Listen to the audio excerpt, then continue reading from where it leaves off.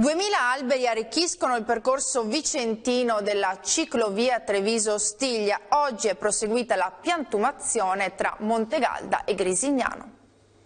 Ci presso bene la terra attorno, in posizione. A lezione di giardinaggio lungo la ciclovia Treviso-Stiglia prosegue qui tra Montegalda e Grisignano di Zocco la piantumazione dei nuovi alberi, 2000 in totale, che andranno ad arricchire il percorso che abbraccia i due comuni vicentini.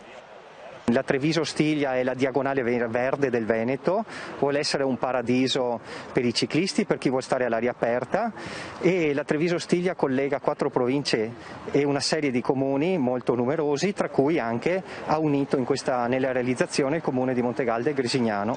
A sostenere la campagna tutta green anche i cittadini, coinvolti attraverso un progetto pubblico, chiamati a partecipare alla piantumazione di tigli, aceri, frassini. In questo caso stiamo andando avanti con la piantumazione, oggi completiamo la piantumazione di 2000 alberi lungo la tratta Grisignano-Montegalda e che daranno modo, per chi poi andrà a percorrere la nostra infrastruttura a questo tratto, di avere l'ombra d'estate, ma comunque avere anche il paesaggio che cresce, che si modifica nel tempo, e quindi vedere anche questi alberi che crescono, che sono un segno di vita. Questo progetto promuove il verde del percorso ciclabile che corre lungo la pianura padana, piante che accresceranno la bellezza paesaggistica del percorso, ma anche la salubrità dell'aria.